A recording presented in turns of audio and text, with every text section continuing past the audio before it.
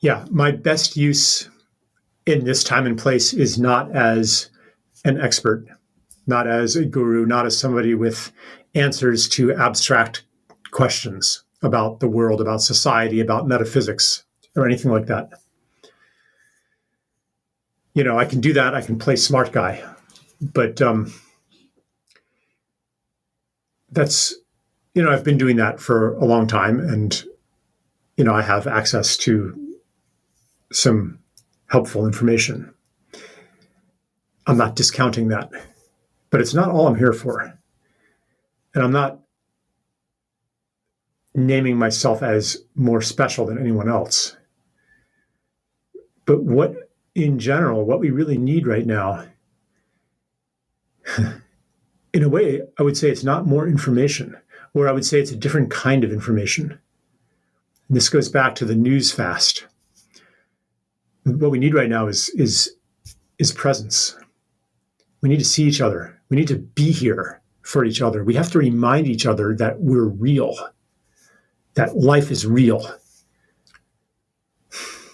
Because when so much of life happens on screens, there's an air of unreality to it. No matter what is happening on your screen, it's just pixels on the screen.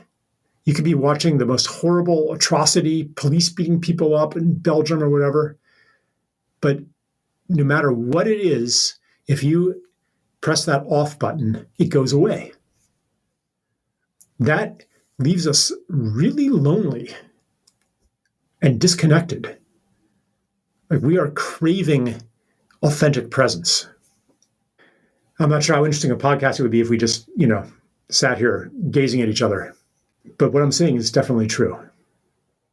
And a lot of people are sick of the debate, sick of the studies, sick of the opinions. We want something else. And it's available.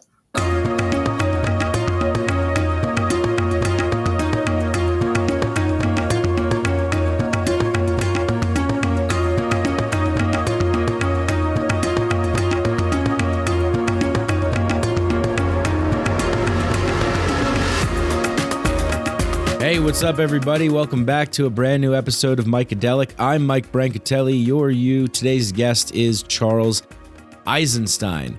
Charles Eisenstein has been on the podcast before. If you want to hear our first episode together, it was in the fall of 2019, I believe. And now Charles joins me in the fall of civilization. So thank you for coming on and being here to explore a lot of the themes that I find so interesting that Charles covers about human history, civilization, economics, spirituality, mythology, ecology.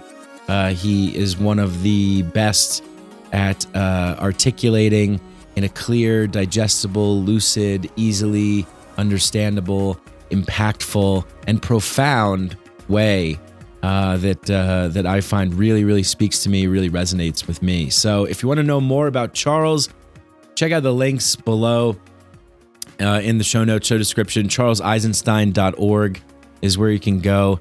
And to keep up to date with his essays, he publishes a Substack, and it's great. You get an email, and he writes a little piece, and usually it's right on point, really tapped in to the collective consciousness. And I really admire and respect Charles. I really admire and respect anybody who is able to stay with it. And by that I mean, for me, prior to recording this conversation with Charles, I had been unplugged. I sort of stepped back and insulated. I didn't isolate because I was with people, but I wasn't connected to news. I wasn't connected to going on the internet too much.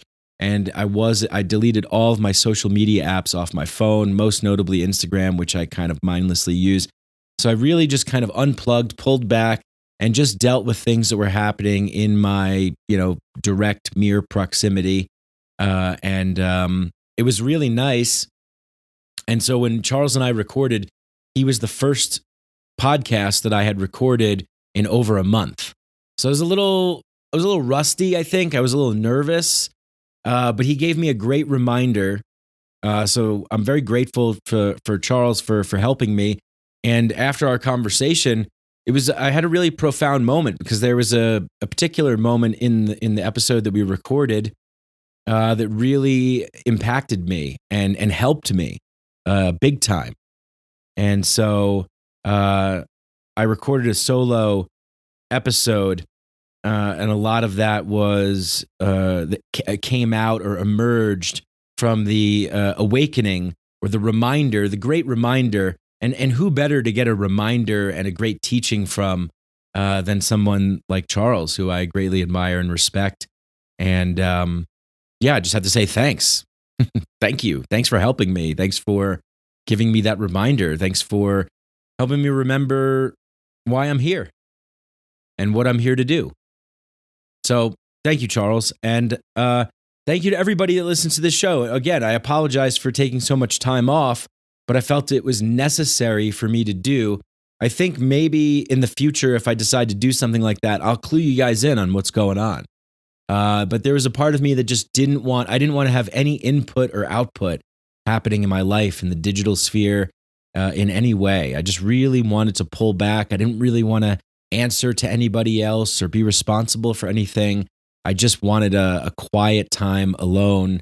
A quiet time to myself and still interacting with people, but outside of the digital space, outside of the internet. And it's been great, and it's really helped me. So in my eagerness and excitement after the profound encounter with Charles, I was spurred into motion to try and get a podcast out, a solo podcast, a classic Micadelic solo cast. And I think it was a good start for me to sort of get the gears rolling again in living my purpose and expressing myself in the way in which I know to be the most beneficial and of service. And yeah, so go check that out if you feel like it. Okay, now to talk about some things outside of the podcast. I started an organization called the Tribe of Brothers with my brother Bill Burns, and we're operating here in Denver, holding weekly men's councils. We've got a lot of exciting ones coming up. On February 2nd, we're going to have a musical exploration with El Javi, past podcast guest, good friend of mine, who's an amazing musician, guitarist. And we do a lot of creative ritual expression and connection. It's just a place to come to just be seen and heard and witnessed in what's going on for you.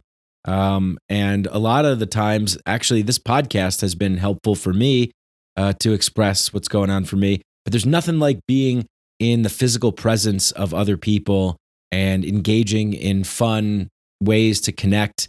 And we've been holding drum circles and just doing a lot of really fun, creative things.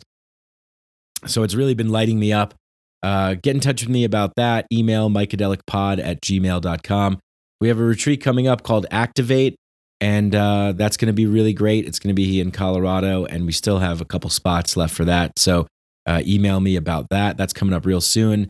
And we also have a social network on Mighty Networks, the Tribe of Brothers. So if you're interested in just joining and checking that out, we're going to have some virtual offerings coming soon. We're going to be holding some virtual councils for brothers that aren't in the Colorado, Denver area.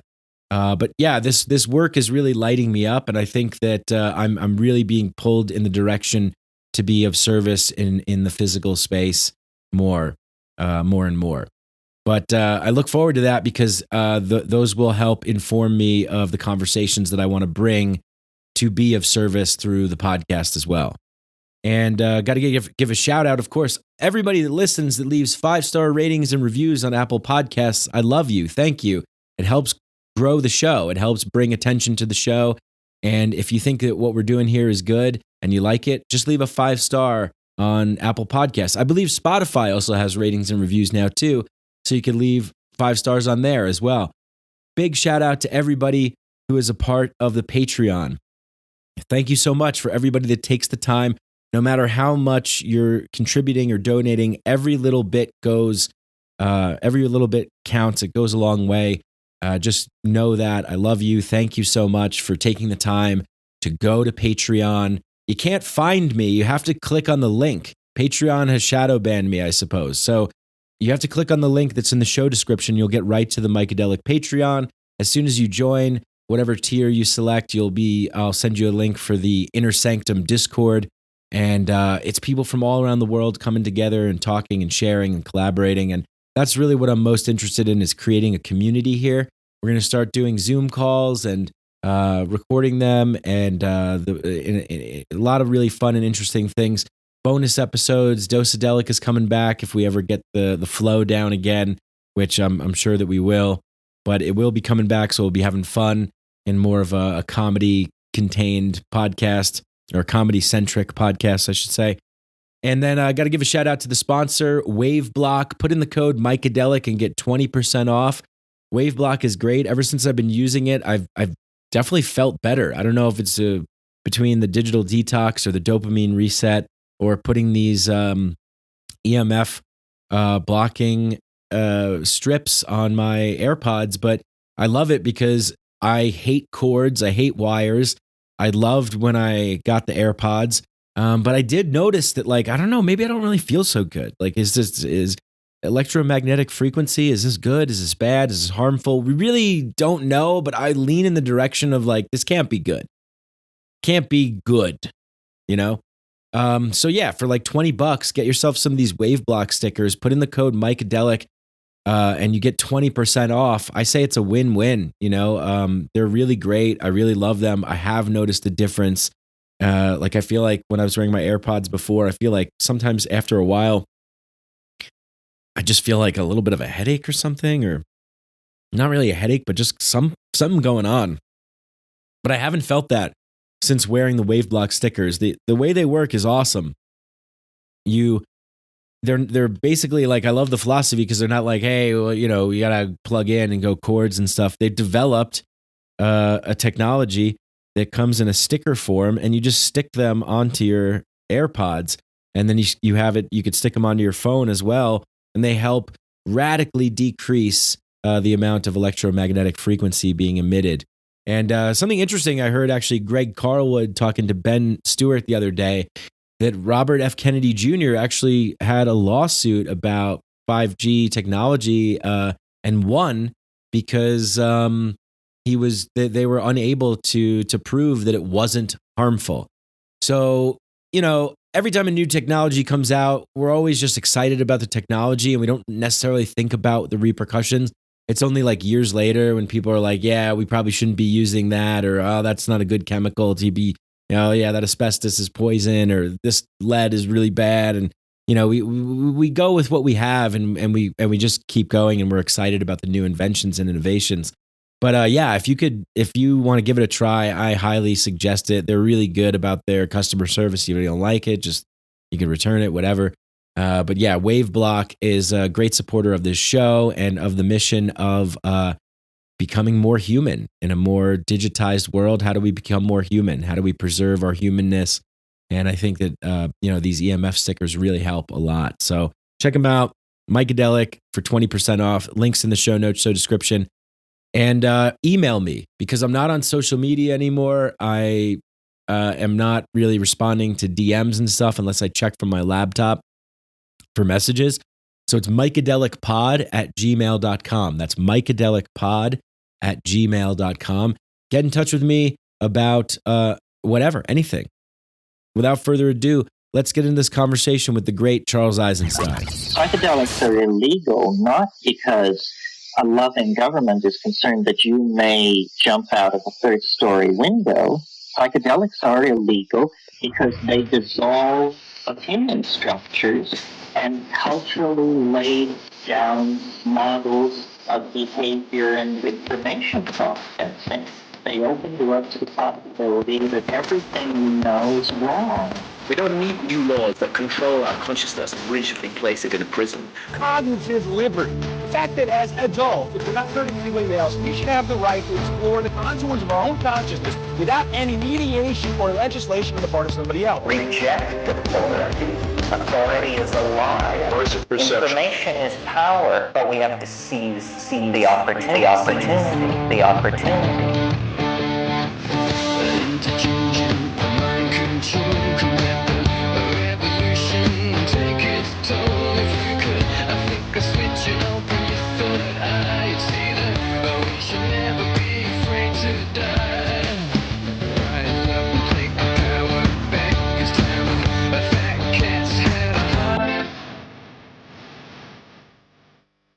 Grateful to be here with you, Charles. What's currently most present for you right now? Well, I'm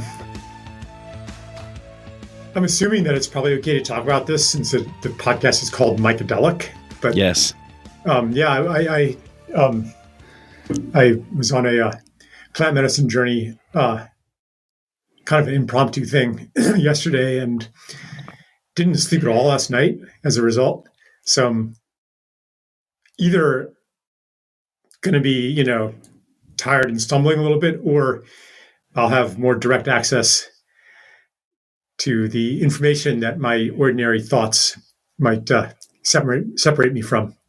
So that's, and I'm feeling still quite open and expanded from that experience. wonderful. Yeah, let's say the latter is present, right? I think that there's such a clarity that can come through with those kinds of journeys. Has there been any clarity, insight for you specifically on anything? Well, yes, and it would take a lot of contexting to share. In fact, I'm not sure if I would share, with a lot of people I don't know. Sure. But it depends. Maybe, maybe it'll come up in one way or another. Yeah. Mm-hmm. Well, I really enjoyed the last time we saw each other. You held a small private gathering in Boulder, Colorado. I thought that was really amazing to be there among people in the physical 3D space. I also we seem to sort of be like parallel. I mean, I guess it's out there in the collective conscious of what's happening, but it seems like I'm feeling a certain way, and then you put out an essay, and I'm like, oh yeah, that's exactly how I'm feeling, and that's happened several times. And the most recent was the news fast, because I had been unplugged since before I left to go see my family for Christmas. And it's so great. And I'm also a bit nervous because I'm like, shit, what do we talk about? I've been unplugged, but I've been feeling great. Are you still doing your news fast, and how has that gone? I'm transitioning off the news fast. But being on a news fast doesn't mean cutting oneself off from the world. It is cutting myself off from a certain kind of information and a certain way of thinking, and opening myself up to other sources of information that may not be deemed newsworthy, but are actually really important.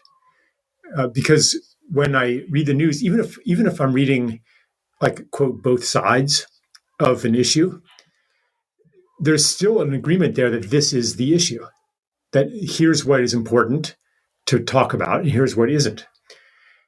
And there's a lot, in this world, in the human drama, that is not considered newsworthy. So it's been really good to tap into other sources of information. Yeah. Because otherwise I go crazy, Right. And there's a natural revulsion against something that isn't nourishing you, like poison. Like the body naturally wants to expel poison from it. So I was reaching that point where, like, even the stuff that I agreed with, it just felt like poison, So I took a little break from it, and going back in with more intention. Yeah. Yeah. Yeah, it is. It's interesting when people say the news. Yeah. Right. It's what they're talking about is, the sort of 3x5 card of allowable thought, opinion, and expression, either A, going from A to B, ping-ponging the counter narrative, the narrative.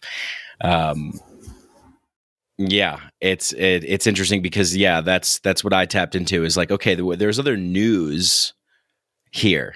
There's other things that are happening, and there's news of my life and the people in my life. Yeah. What's happening there?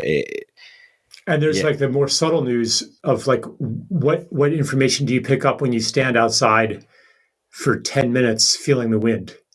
Yeah. Or watching geese fly across the sky.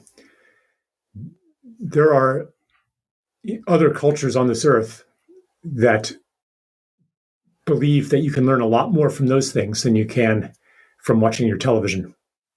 Oh yeah. I mean, I believe it because I experience it. Yeah. It's a beautiful thing to be tapped into that. I think I mentioned the geese in that piece. Like they transmit something to me. There's information all around us in the world. And in the modern context, we tend to tune out most of that information. So we're walking around with a very limited data set, and that data set is kind of programmed for despair. Yeah. Yeah. Yeah. Yeah. Despair and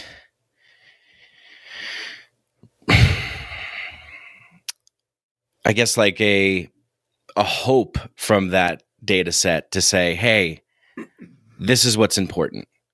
Right. Don't worry about these other things that you might be feeling or sensing. That's not really accurate.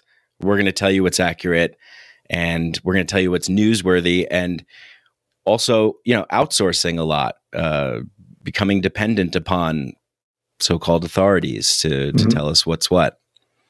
Yeah. Yeah, it's been crazy.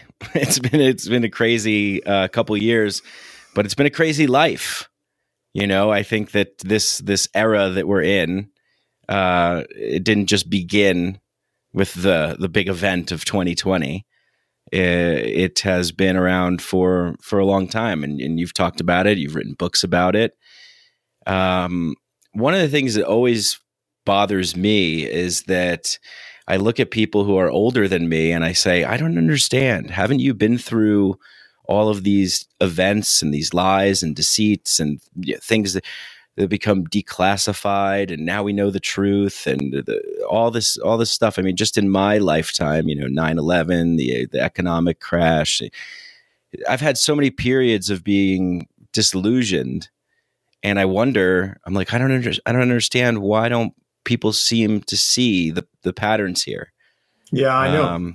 Yeah. Sometimes it brings to mind the Iraqi weapons of mass destruction hoax. Right. That at the time, to many of us, to me, to many on the left, it seemed utterly transparent that this was a manufactured pretext for war. And even like when they were talking about it on the news, I was like, hold on, you guys don't really believe this, do you? You're pretending to believe that you're actually scared of Saddam Hussein and the weapons of mass destruction, but come on here, you don't really believe it, do you? And I don't think they did. And I don't think that the people pushing the war narrative believed it either. I don't think anybody actually believed it. But nonetheless, the pretense of belief was enough to write a ticket to war. And then, a few years later, 5-10 years later, turns out that it was entirely fabricated. The document it was based on was a forgery, an obvious forgery, et cetera, et cetera. But was there ever a reckoning that said, oh, the news media is geared to the manufacture of consent, the manufacture of facts, of a narrative. So let's look at how that happened and not let it happen again. No, none of that happened. And people somehow, like, the next pretext for war that comes along, everyone believes it, and this is what a lot of what's going into the COVID narrative and the manufacturing of a consensus around what we as a society need to do. Like, where's the skepticism and where's the rebellion and where's the questioning of authority that's supposed to be done, especially by young people? Yeah. Yeah, but I've noticed in the last couple of years, it's been the young people, the teenagers, who have been, in general, the most conforming. Like when no one else was wearing masks anymore, like I'd see groups of teenagers, like walking on the beach wearing masks. And I to this day, I don't really understand what happened to youthful rebellion. Yeah. Yeah. Yeah, it's sad. It's really sad because I grew up my whole life being like I'm a part of the left, question authority. Yeah. Don't trust anyone over 30, things like that. Like just really I just always had felt like something's not right here. And you write about this quite a bit, and that's sort of what spurred on your sort of investigation, right? Like what is the wrongness, as you put it? Because I always just felt like something was off, and it was actually psychedelics the first time that I took a substantial dose. That it just seemed like, oh, like this dusty veil was lifted, and I was like, oh yeah, okay, everything that I was feeling is now kind of confirmed at a deeper sense of knowing. I'm not crazy. Like there is something that's a little off here. Yeah, and it is strange to be immersed in environments where there's just, it doesn't seem to be like there's a cohesive like youth sort of rebellion, right? Like I go to places and people are, hey, I believe in the science, or stay at home and double mask or things like that, and it really, yeah, it drives me nuts. So how do you not go completely insane? I mean, over the years of that's one of the things that I often wonder is like, am I doing any good? Am I doing any good, like, at all? Am I making any change at all? I get frustrated and sometimes give up. It's like, it doesn't seem like people are really, it's like we're speaking different languages, living in different realities. And people that are close to me, I have someone that's close to me who's like, yeah, I want to travel. So I don't know. I think I'm going to get the shot because I want to travel, and, and I'm just kind of blown away a little bit by it. Like, I don't really. Yeah. I mean, I can understand a lot of people close to me have gotten the shots, some of them enthusiastically, some of them very reluctantly. Some have had some pretty scary, serious, some adverse reactions. Most of them were totally fine. And I don't hold any judgment over anybody who makes that choice. I mean, I don't know. Like, I kind of think it's none of my business what medical choices people make about what to bring into their bodies. Yeah. I wish that they would think the same about me and my choices. Right. And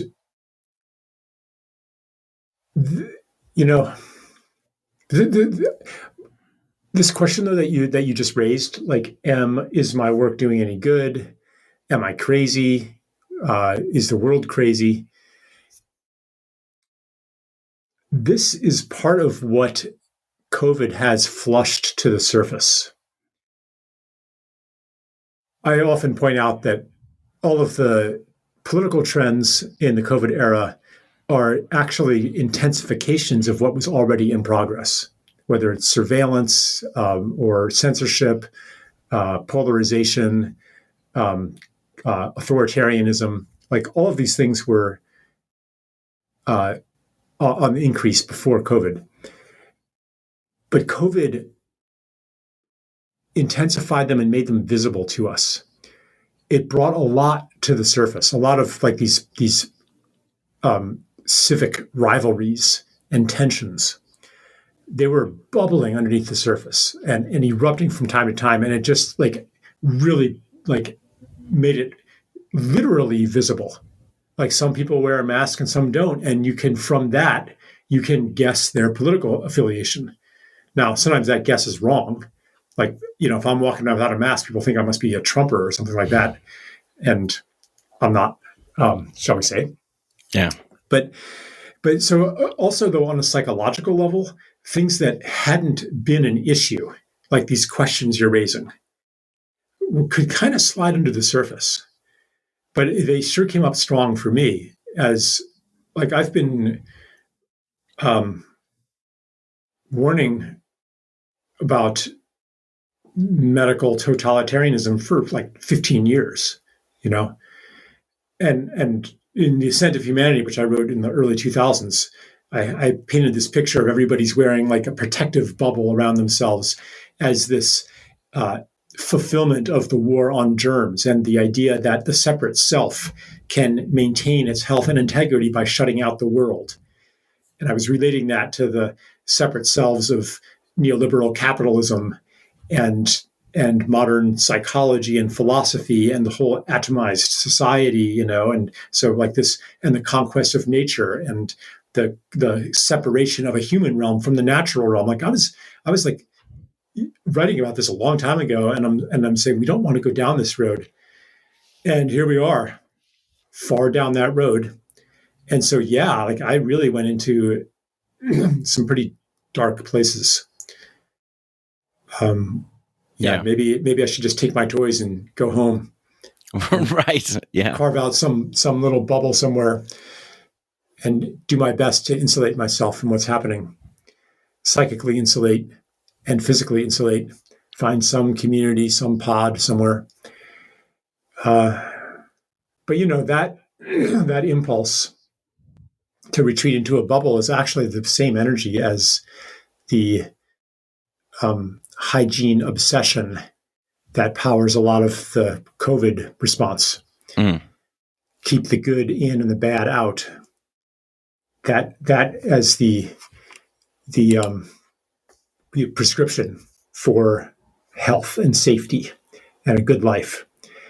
And so ultimately, I've always, you know, been pulled back again and again into engagement. And but yeah, it hasn't been easy. Like everything on some level, everything, you know, because separation is actually a lie, and we are inextricably linked to the world. Therefore, everything that happens in the world is happening inside too. Like we can't wall it out. We're feeling everything. Yeah. And that's been one reason why there's been so much, like almost in many people, like it's almost bipolar fluctuation in mood and outlook, and this like inner conflict. It's mirroring the outer conflict. It's mirroring people's bewilderment at the changing narrative and at the collapse of what they had assumed to be incontestable truth, and the switching of roles of villains and heroes, and like I don't even know what's real anymore. Like a lot of people under the facade of normality and the orthodox narrative, a lot of people are really in a deep state of questioning that they're not even aware of. They're still voicing the correct opinions, living the normal routines, but there's a feeling of unreality. They don't believe in it anymore. People don't even believe their opinions anymore. Yeah. Yeah. And so we're feeling this inside. That could register as a kind of like a self-doubt. And where did that even come from? Not like the authentic doubt when something that you have professed becomes no longer true. And there's like doubt can be a kind of a letting go process, letting go of what I thought I knew, who I thought I was. I'm not talking about that doubt though. I'm talking about doubting what you actually authentically do know and undermining who you authentically are. So that's been, a lot of people have been struggling with that too. Sure. Yeah. I have. I remember when this thing kicked off, my first reaction, which I've heard you talk about as well, where I was like, oh yeah, that's exactly how I felt. I was like, well, here it is. This is the big one. This is it. This is it. Here it comes. You know, it's over. It's over now. And it's sort of like a sense of relief. Like, Okay, this is all going to just go to hell, and that's fine because it's just not working anyway. But then I started looking to people that I know and respect and trust, friends, peers, other podcasters, writers, and I wasn't really like. There was also this group that I was a part of. We were doing live streams every Friday, and I started to question like what I thought I knew. Because I was like, I respect these people. They're my friends. They're in the psychedelic community. Why are they? Is my propensity to believe in malice or malevolence or plans or conspiracy? Is it going too far? Is it different this time? If everybody around me is kind of, no, this is a thing, and we have to be measured about this and balance. And I sort of conformed a little bit to that, and I think I did because I was looking for some connection during that time. But after a while, I couldn't. There's another thing that gets flushed to the surface, like how many of my choices are actually governed by approval seeking, acceptance by the group. Yeah, like how independent actually am I? Right. And maybe I'm not supposed to be independent. Like maybe I'm supposed to look outside myself how are you seeing it? How are you seeing it? That's actually quite normal. But who do I trust? Like, where do I put my trust, and why do I put my trust in them? Is it because they've earned my respect, or is it because they are wielding the power of in-group acceptance and conformity to the majority? So like this is a lot that is brought up. And but like kind of like you were saying, every time somebody I respected came down with very different opinions than I have, it was like a shock. It like really would send me through a whole cycle of doubt. Especially in the psychedelic community. Yeah. Because it's like, these are people who have apparently done deep work, like really like done the soul work, and they are backing the dominant narrative. So like, it really sent me for a loop. Yeah. Yeah. Yeah. Cause this time it's different. I feel like that's always the message that comes up. It's like, there was some corrupt shit that was going on back then. And, right. But now it's different. This is different. This is a health emergency. This is science and health. This is not about anything else. And I'm always like, well, it's always about something else. And I think a lot of the psychedelic community's acceptance of the dominant narrative, I think, comes because, some of it at least, comes because we in this community have craved acceptance for so long. And one way to get acceptance is to say, well, this is very scientific. And here's the data that shows that psychedelic therapies can meet these conditions and so forth. Like we've been kind of begging to be accepted. And we can like display our fealty to science by conforming to the narrative. But it's also made me really question, how transforming are psychedelics actually? Yeah. Because I don't actually, this is a whole other thread about, rejecting the dominant narrative does not necessarily mean that you default to a grand conspiracy is running the world. Right. There's a lot of other ways to understand it. The corruption is, in my view, very systemic. Yeah. And the conspiracies are like little eddies coming off the main current of a paradigm and a mythology, and they're not directing that current. Anyway, if psychedelics are so powerful, then why haven't they helped people see the man behind the curtain, so to speak? Like, why haven't they helped people? Why haven't they immunized people against the mind control that is running the show right now? Yeah. Yeah. Yeah, I had a little like short story idea to write, like kind of a Philip K. Dick-esque thing where the power elites, the narrative controllers, the advertisers find a way to put messaging into psychedelic trips. Mm-hmm. And but like, yeah, I've been pretty critical with, I guess, the psychedelic community, the sort of suit and tie, front facing psychedelic community. I see a lot of them just kind of becoming subsumed by the machine, so to speak. Just like, okay, we'll play by your rules, we'll do things your way. And some people say, okay, it's like a Trojan horse, but I tend to think it's more like a Brave New World situation that's emerging. Yeah, it's like, how much are we changing if we're just plugging into the way things have already been constructed?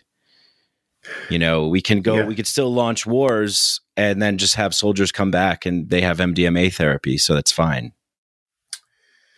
I ultimately, I trust the power, the transformative power of psychedelics. I do trust them as medicines, and also recognize the limitations of them as medicines. Like a medicine can address a certain condition, but maybe that medicine doesn't address other conditions. And maybe the illness of the human society right now is something that a psychedelic isn't going to fix. Mm. Yeah. I mean, I've come across psychedelic practitioners, mostly like heard about them, but actually met one or two who were like downright psychopathic. Yeah. And yeah. I mean, this was a man who's sat in hundreds of ayahuasca ceremonies, and like the way he was like manipulating people was jaw dropping. Yeah. So it's not like they automatically heal you and enlighten you. That's right. Yeah. Yeah. So then that brings up the question, well, what do they do? And what is their purpose? And how do we use them? And what can we use them for? And also puts me, and maybe those questions have answers, maybe they don't, but because it also confronts me with the mystery that the way that they are acting and the purpose for which they are here is beyond our understanding. Generally speaking, beyond our understanding. Yeah. Yeah, definitely. And I think that, there's so much talk of integration and the importance of integration. And while I 100% believe that integration is important after profound peak experiences, I also am like a little bit like, okay, but let's just, it's no measure of health to be well adjusted to a profoundly sick society, right? Like, so how do we take that integration and move it in a direction where we're not just plugging back in? And I heard you on another podcast, I forget which one, and you were talking about something that you were writing. You were saying that you saw three different ways where things can go. You mentioned just like, okay, it's going to be like the total dystopian future or hippie planet. And then you mentioned this third way. Yeah. And I think you referenced, two parallel societies coexisting on Earth. I never thought that was possible. And I'm kind of feeling like, wait, maybe that is.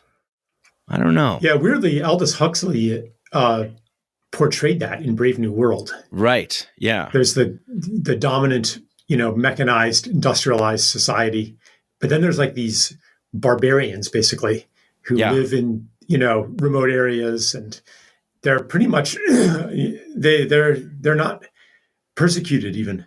Right. They're irrelevant. People take trips to go visit. People take trips to like see. Yeah. Yeah. Yeah, like they're almost like a tourist destination. Yeah. Kind of like the Amish. Every time I think that it's not possible, I'm like, well, hold on. Like where I grew up, I grew up in Pennsylvania. There were there was a whole other society coexisting with the dominant society. And it's not just like, a couple hundred people in an eco-village. I mean, there are like tens of thousands of Amish people in Pennsylvania living, and in many other, Ohio, I think might even have more, like living in like, with totally different technology. I mean, you've seen, at least everyone's seen at least pictures, I mean, that's not an exaggeration. I mean, they're like driving buggies, they're not using electricity.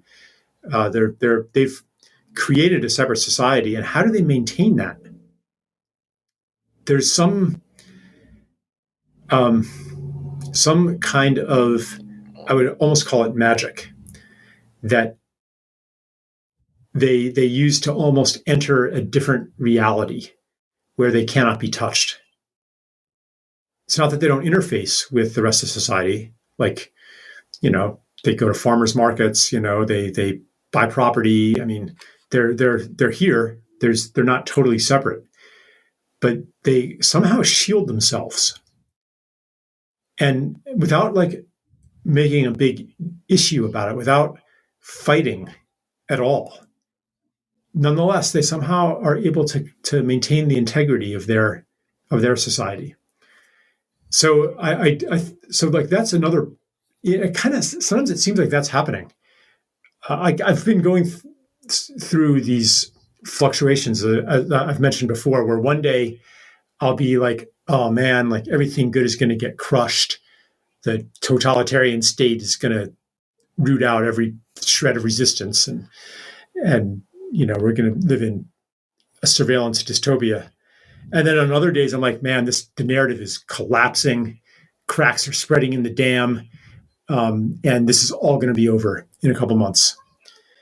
And then on the third day, then I'm like, yeah, it seems to actually in some places become more entrenched, even as it falls apart in other places. Like if you start in New York City or Philadelphia or any major metropolis, everyone is wearing a mask, even outdoors.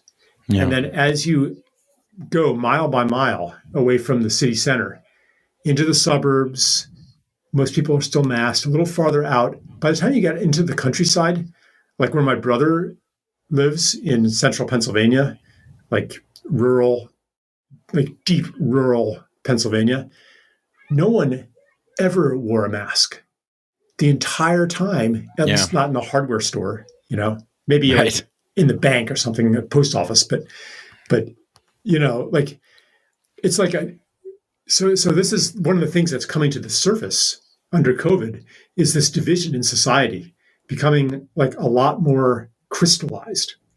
And I don't know, like I said, like on alternate days, I am looking down one timeline or another. And what I would say on a more meta level is that all of these timelines exist right now. And that you and I and everybody, we shapeshift into one or another of these futures.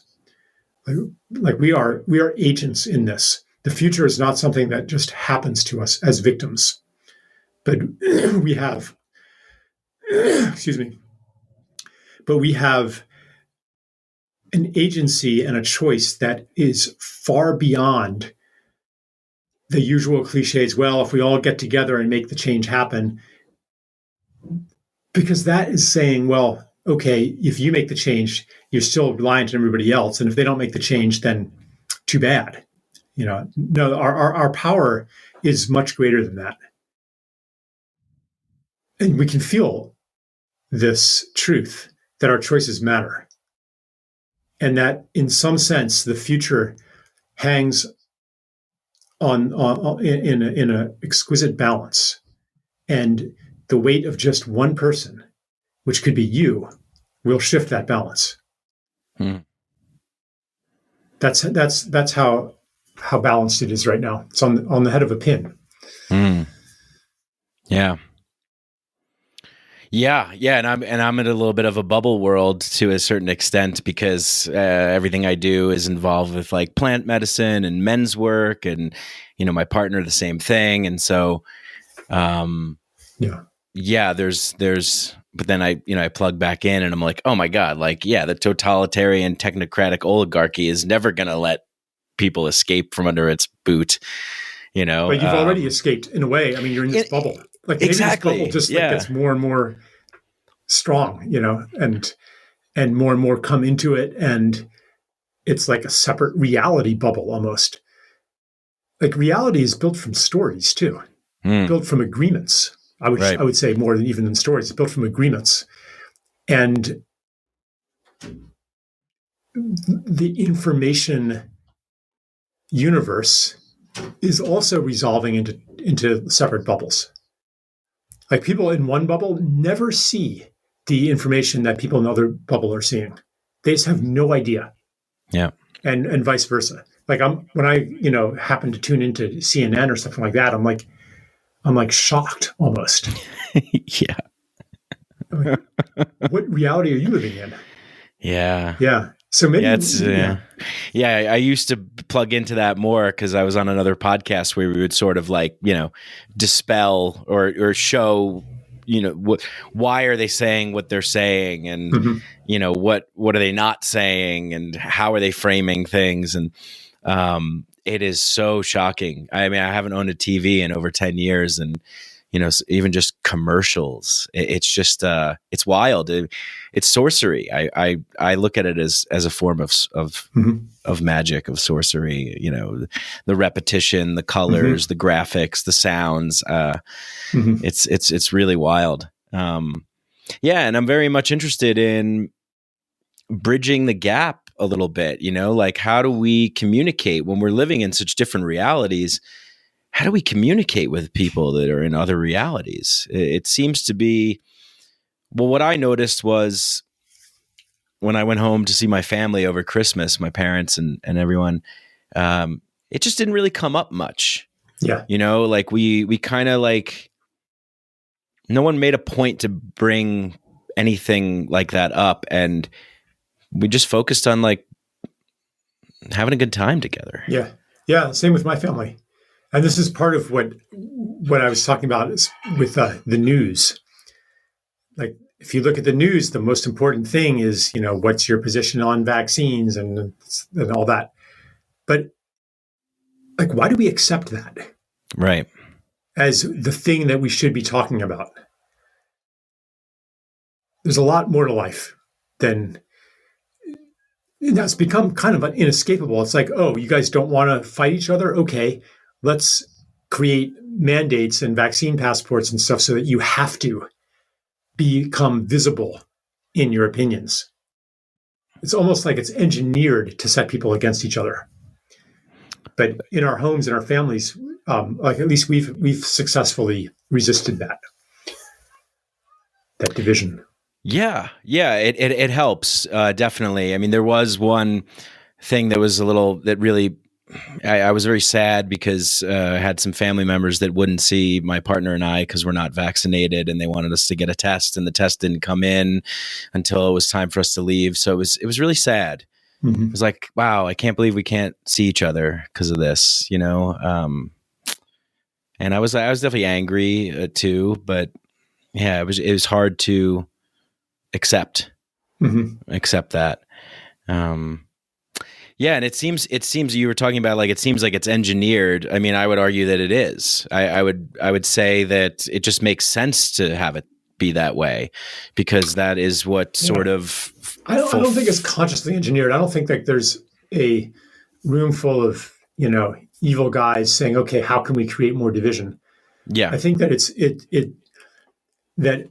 in the nature. Actually, like it is in the nature of the body to heal. And it's in the nature of the body politic, the collective body to heal. Healing happens when underlying conditions rise to the surface. Like in Chinese medicine, it's understood that when you get a rash, then you're almost cured because it's coming out to the skin level.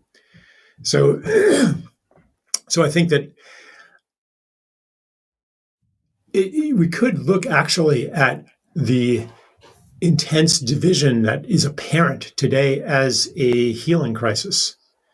It's not like these divisions appeared out of nowhere. but they were lodged really deep so that they weren't as visible. So in other words, like the instruments of division are magnetized to the deeper, more subtle divisions that seek expression. It's like suppose like you and I have some kind of grudge against each other and we're not even conscious of it. Well, our souls would be like, oh, okay, I'll give you something to fight about. And something will come up and this disunity, this conflict will rise to the surface so that we can face it. Otherwise, we would never face it. COVID is showing us where we were headed and where we, in a sense, where we were. It's giving us an opportunity, not a certainty, but an opportunity to heal as a society. Even in what it looks like we're farther away from healing than ever. But what happens when everybody is exhausted from the fight? And all of a sudden, the things that you were fighting about just don't seem that important anymore. I mean, haven't you experienced that with a partner? You know? It's not like one side capitulates to the other. If there's apology, usually both sides find something to apologize about. But sometimes no one bothers to apologize about anything. It just, the storm blows over, and without even saying it, you both are like, yeah, that wasn't actually, what were we fighting about? Yeah. That could happen. And I want to invoke the letting go that is necessary for that to happen. Because you're going to have to let go of being vindicated, maybe. Being apologized to, punishing the bad guys in the story. And I'm not saying that people who have caused harm and betrayed trust should remain in positions of trust. But if healing is contingent on everybody acknowledging that I'm right, then healing is never going to happen. There's always a letting go in the healing process. Yeah. Yeah, it seems that once what I try and do is dismantle my positions a lot of the times. I try and like poke holes. I know you do the same. I think that there's a lot of people that really, maybe it's out of fear. There's a comfort of this normalcy, and I know you wrote about this in one of your an essay about all the normalization of what's normal, and when the pandemic's over, and when we can go back to normal, and it seems like it just comes it seems like it comes from wanting to be safe and secure, and wanting to know that everything is solid, to sort of kind of double down or reinforce, and not wanting to let go, to hold on, because everything is going to be okay if we just keep doing what they say. I don't know where do you think that is it? Do you think it's a deeper level? What's your opinion on that? I don't think that many of us want normal to come back. One reason why the lockdowns were so readily accepted by the population is that people wanted out. They wanted out of life as normal.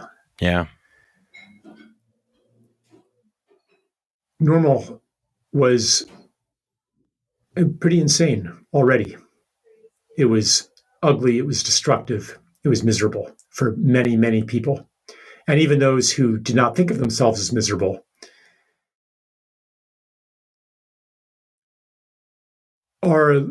were living a much more muted, degraded existence from what is actually the natural human estate.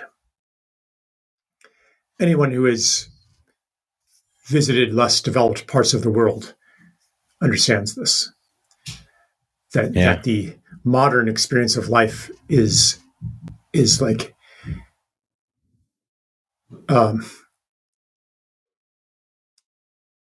reduced to a narrow range. It's muted.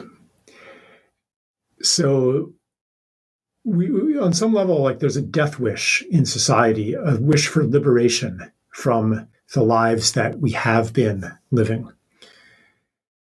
And at the same time, there's also a desire to crawl back into the womb of normalcy. That's one aspect of the conflict. But that's not going to happen. Normal isn't going to come back. The process set in motion by the pandemic will far outlive the pandemic. Yeah. And partly because we don't want normal to come back. We're not willing to put the energy and will into restoring normal that is necessary for us to restore normal. We would have to care and want that a lot more than we do.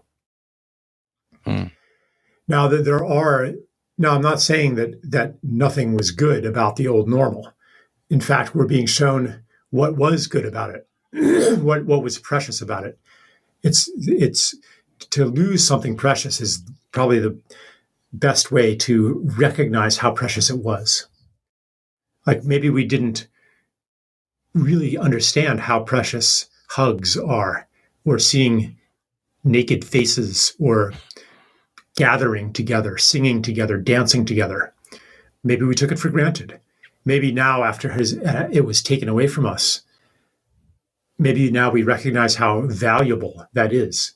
Maybe when the next pandemic comes, we will hold that as valuable and not give it up so easily.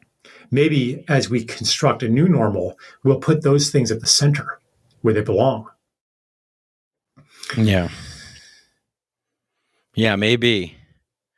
Yeah, I tend to agree. I mean, I think that deep down, that's what people want, right? I think the richest moments that we all experience in our lives aren't, they're always like being connected with others. Mm-hmm. And I mean, I've been playing instruments recently, like a lot more, and drum circles. I run a weekly men's circle in Denver, and we play music together all the time. And I haven't been to a concert in I don't know how long. And it's also like this is richer. This is nourishing my soul so much deeper than this sort of like, I don't know, outsourced entertainment thing. This is an aspect of the parallel society, because this has been happening. This happened to us. Like, oh, you can't, like, you're not vaccinated. Okay, you can't go to the Nutcracker Suite. Oh, you're not vaccinated. You can't use this venue. You can't go to this concert. You can't go to this museum. And I'm like, you know what? Actually, they weren't that great anyway. I never liked museums that much. I'm like, art should not be sequestered in a museum. It should be integrated with life. And the big concerts, I mean, some of them were pretty great, but not as great as, I mean, okay, maybe there's some exceptions, but certainly like, okay, well, we'll have our own little concert. We'll have our own house party. We'll have our own underground event at some unofficial venue where we're not like in a commercial relationship with a venue, but this is somebody's home. And maybe we can only fit 50 or 100 people instead of 200 or 500 people. But like that creates even maybe a more intense resonance among that smaller group of people, and a deeper imprint from that event. Like something special happened there. Yeah. Like maybe we can't send our kids to school. Well, we make a homeschool pod. Like, so we're getting pushed into creating a parallel society that is actually more beautiful and more nourishing. It meets needs that the old normal didn't meet. And maybe its beauty will radiate out and become a beacon for people who are still in the old normal, or the other normal, the other reality. But maybe it's not working that well for them. Maybe they are pushed out of it and they have nowhere to go, but here we are. Because people are getting pushed out as at the same time they're getting drawn in to a new one. They're getting pushed out, like maybe they have vaccine damage, or maybe they just get fed up with something, or maybe they lose their job. And who knows what's down the road, supply chain breakdowns, economic collapse, or whatever. So this is how I see it. I see like maybe there will be a phase of parallel realities, but eventually it's going to go back to one world. And the best way that we can serve that process is to, as Buckminster Fuller said, don't fight the existing reality. Create a new model that makes the old reality obsolete. Mm. The new model being so beautiful that people are like, yeah, I want that. Or they experience it and then they go back to the old and they contrast it. And it lives inside them and calls them back to it. So that's a lot of the work to be done right now is simply to live in a way that is most aligned with who we are, who we want to become, the world that we want to see, and demonstrate that. Demonstrate it through the events and the structures that we create, but also demonstrate it through the way that it inhabits ourselves. Because it's not just some technical innovation. Oh, we can design a school better. We can, it comes from a different place. It comes from a desire to reconnect with lost parts of ourselves, to come more deeply into relationship, real relationship, not the highly mediated relationships that technology and markets mediate, that are almost commodities. But actual multidimensional intimate relationships where I know you in more than one way. I know you as a musician, I know you as a friend, I know you as somebody like, in my community, somebody I heard a story about. Like that's what nourishes us as interbeings, and alleviates that loneliness that is endemic in modern society of the separate self. Yeah. Yeah, that's right at the heart of it all. I mean, yeah, since I got into doing, I guess what's called men's work, we like to call it like ritual connection, ritual expression. It's been amazing to see people coming in who've like, oh, I've never done this before, I don't know, and then coming back and telling a friend and bringing someone else and being like, wow, that was so amazing. I didn't know this existed. Mm-hmm. Right. I love that. That is the thing that lights me up the most is like, hey, I didn't know this was possible. I didn't know this was here. I'm so glad I found this. Right. Oh my God, am I so glad I found this? Thank you. That's the new model. Whereas the old model was maybe, you get together and watch the football game. Right. Yeah. Yeah. Yeah. Yeah. Yeah.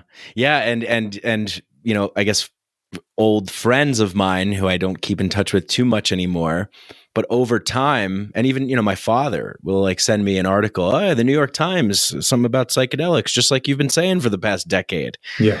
So it's like, yeah, I think, just stay the course, keep doing the thing, being that beacon of light, creating those appealing alternatives. Yeah. That seems to be the way to go. Yeah. Whichever of the three scenarios we're facing, it's the way to go. Right. If we're facing totalitarian dystopia, well, maybe the best you can do is create a bubble of a decent life. If we're facing parallel societies, which one do you want to be in? And if we're facing hippie planet, one world coming back together again, how to make that happen is to demonstrate it. And seed it. So, because ultimately, like, our choices do not have to depend on an unknowable future. The right choice will be you'll be able to recognize it as right, regardless of how things are going to play out, which you really can't know or control. And in a way, this desire for somebody to predict the future, and you could ask me, Charles, well, which is it going to be? Tell me so that I can choose my actions. That's actually a giveaway of your power, a giveaway of your agency, because there's the orienting mechanism that can guide all of us in our choices doesn't depend on the accident of other people doing something and making a certain future. It's the right choice. That, and I'm kind of fumbling for words here, but it's independent of, I want to say independent of external circumstances. But in a way, maybe I could say that. It's not like, okay, I'm going to choose to, start my homeschooling pod or my men's group circle. And if the roll of the die is, snake eyes, then that's been a waste of time. Like the right choice will never be a waste of time. Right. Sometimes we may not be able to see how it impacts the future. But the orienting organ, that's the heart, will never lead us astray. Yeah. And I kind of was, when I was like talking about the right choice or the right way, I was just saying like, well, that's something to anchor hope in faith in, because I have a tendency to get extremely depressed and in despair and just, it's not good. Right. So, but when I remember and I go back to, this is where the magic happens. Mm-hmm. This is where the connection is. This is where life is. That's great. But I forget. I have periods where I forget. Yeah. And I need little reminders. Luckily there are many of us. Yeah. And when some of us can't see it, others can, and we can remind each other that a more beautiful world is possible. Yes. Yeah. I know it in my heart. I feel it. I've been a part of it. It's Yeah. I'm not imagining it. I'm not imagining it. I mean, that first big LSD journey I had was at a music festival, and I just looked at like how much peace and harmony and I was like, wow, this is a segment of humanity. Like this is a slice of people that are participating and collaborating, and no one's ordering or no one's mandating. It's just happening, and it's beautiful. And this is like we can do this at a larger scale. Mm-hmm. Why not? Mm-hmm. Yeah. Yep.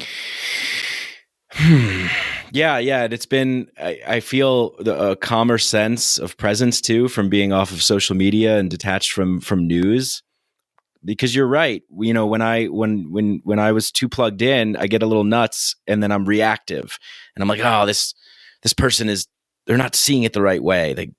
It just can't help but be infected. I think it was, I don't know if this is in one of your, did you reference this quote by Philip K. Dick? Like those who fight the. Yeah, it's my favorite Philip K. Dick. Yeah. Infected by its derangement, right? To fight the empire is to be infected with its derangement. Yeah. And I think that, I see a lot of people out there that are kind of like, I guess, charging forward with a fight, but I guess it's all good. It's all part of the interconnected web of everybody doing what's theirs. I know you put out a video. What is mine to do? Like what am I to do? What is here for me? And I suppose I can guess, but what is yours to do, Charles? I'm orienting toward that by listening to my feelings of excitement and positive anticipation, the feeling of yes.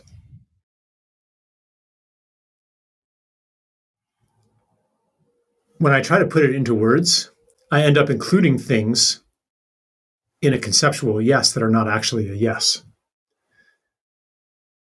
Maybe with time, I'll be able to say, okay, here's what was mine to do in this phase. Right now, I'm in a bit more of a exploratory phase. Moving beyond some of the things I've been doing for years.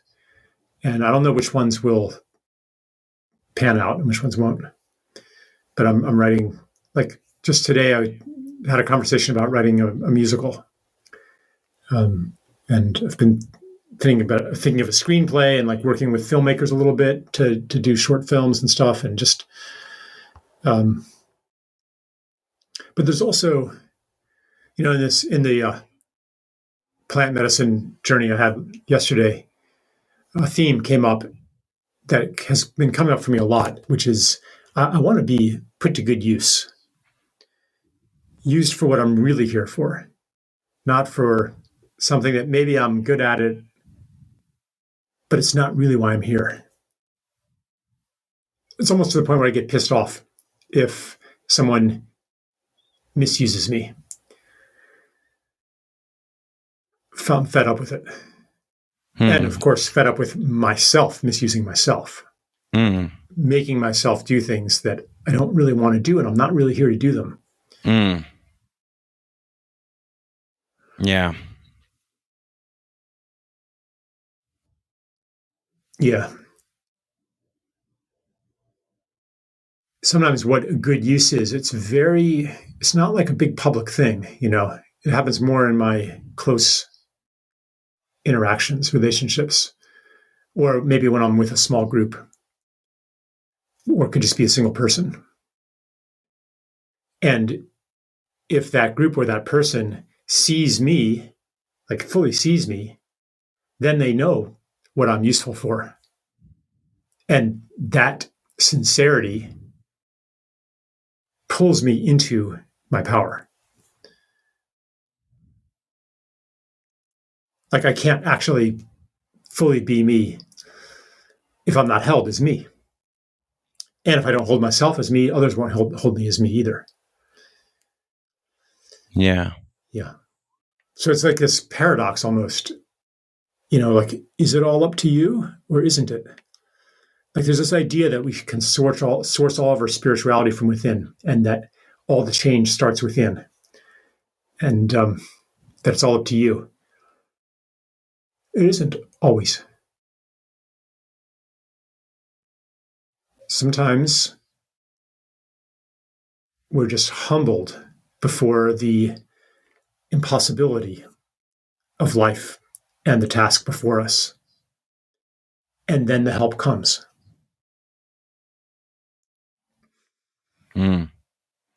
Yeah, I've definitely felt that in my life. Participatory engagement, or that magnetism, or someone bringing something out of me. I needed them and they needed me. Right.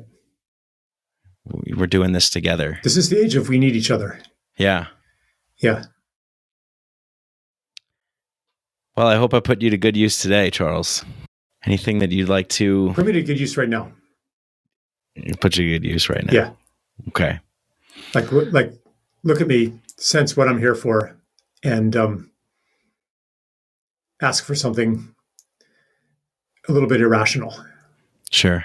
Or ask a question that's irrational. Okay. Yeah. It's interesting because in a way, I kind of feel like we had a good conversation, and then also I'm feeling like I feel almost a loss for inquiring about anything else. I feel strange. I feel good to be in your presence, though, and I feel good to be here. But I don't feel a sense that there's anything in me that wants to know anything. Right. So that's right. So that's good. My best use in this time and place is not as an expert, not as a guru, not as somebody with answers to abstract questions about the world, about society, about metaphysics, or anything like that. I can do that. I can play smart guy, but that's, I've been doing that for a long time, and I have access to some helpful information. I'm not discounting that, but it's not all I'm here for. And I'm not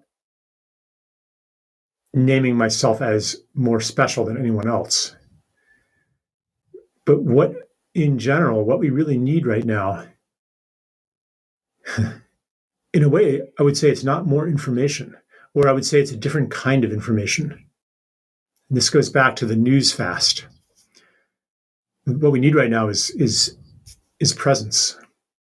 We need to see each other. We need to be here for each other. We have to remind each other that we're real, that life is real. Because when so much of life happens on screens, there's an air of unreality to it. No matter what is happening on your screen, it's just pixels on the screen. You could be watching the most horrible atrocity, police beating people up in Belgium or whatever. But no matter what it is, if you press that off button, it goes away. That leaves us really lonely and disconnected.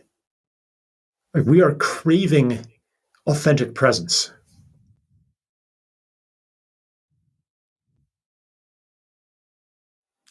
Beautiful. I'm not sure how interesting a podcast it would be if we just, sat here gazing at each other. But yeah. But what I'm saying is definitely true. Yeah. And a lot of people are sick of the debate, sick of the studies, sick of the opinions. We want something else. And it's available. Yeah. Yeah. Yeah. I mean, I haven't put out a podcast episode in over a month because that's exactly how I've been feeling. It's just like, man, so much better to be in these gatherings with people in person, 10, 12 people, and I feel like I don't have anything to say. Yeah. And feel free to go through this and chop it up. And if you want, just use the last 10 minutes. I don't care. Or maybe take some pieces out. I don't know. Whatever you think is going to actually serve people. Yeah. Yes. That's exactly it right there, Charles. How can I be of most service? And I think that in the last couple months, I've been going through this transition because in the launch of my show and so many times during it, I wanted to be smart guy. I wanted to be right. I wanted to, and it's easy to stay that way too, because people tell you that. People say, boring. "Oh, this is." To me, it's boring. Yes, exactly. It's gotten to that point where I'm just like, why am I doing this? Right. What do I have to say, and what can I do to be of service, to provide something for others to feel, not information, not facts, not listen to this guy because he's the expert or whatever it is, or he's smart, or he's a philosopher or whatever. Yeah. Right. Yeah. How can we create something that really resonates deep inside the heart and souls of people out there where they know it, right? Which is what you speak to so much and what you exude, in your presence right now. Yeah. And there's a part of me that feels a little bit like a failure. I'm like, oh no, I didn't do a good job. I'm like, shit, but it is what it is. I'm where I'm at. It's important for us to honor the path that brought us to where we are, and establish a spirit of welcome, because others have also made a lot of mistakes on their path, walked a lot of dead ends, gotten lost, and by accepting and honoring our own path and our own lostness, then we prepare the welcome for others too. Yeah. Enough beating ourselves up, Yeah. Well, thank you. I feel good. Good. I do. I feel good too. Yeah. And and just to, I guess we'll circle back to what I started talking about in the beginning, or mentioned at least, was the in-person gathering that you held. And I remember you saying this is important that we're here, 15 people or 20 people. And you mentioned I could have done a YouTube show or a podcast with thousands of people or whatever, but this is important. And I think that did plant something in me that has been kind of along. And I remember the meditation with the diamond, and I remember it. I tell people about it. And and it's amazing because I feel in a way that I have to let a part of an identity that I had so much with like being a podcast guy and putting out content, whatever that is, to now being, no, it's more important to be with people and in person. And because, you know, that seems to be what the counterculture is. Mm-hmm. Yeah. Taking masks off literally and figuratively. Yep. Well, I'm checking out of this podcast with deep gratitude and a sense of calmness and knowingness. That brings me great joy. Yeah. Yeah. Me too, Mike. It's good to be with you. Good to be with you too, Charles. Thank you. And should we tell people about your Substack? Nope. Great. Hey, I hope you guys enjoyed that conversation as much as I did. And if you noticed that the part that I was talking about at the end there, that was a significant moment for me. Something really awoken in me. That was a very, a teachable moment. And I really am grateful for Charles for showing up with such willingness to be there in his full presence, to go through the motions of doing a podcast, and then also coming to something that maybe is a little bit more real. And that helped me sort of get out of my head and get back onto a path that I know that I want to be traversing and exploring. So thank you so much again to Charles. And please go check out the show notes, show links, show description stuff, the links, you know what I'm saying. And if you like the show, leave us a 5-star rating and review wherever you listen, on Spotify or Apple or anywhere. And email me, get in touch with me. I want to hear from you.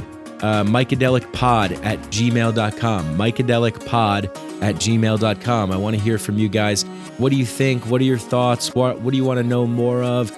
Do you have guest suggestions, ideas? Do you want to come on the show? Do you want to ask questions? What's going on here? Let's get the communication going. If you want to go a step further, you can sign up and become a Patreon member, and you get access to early releases, bonus episodes, video episodes, and the Inner Sanctum Discord chat. And with that, I'll just say thanks to Danny Barnett and Galaxia for the intro and outro music. And until next time, thanks.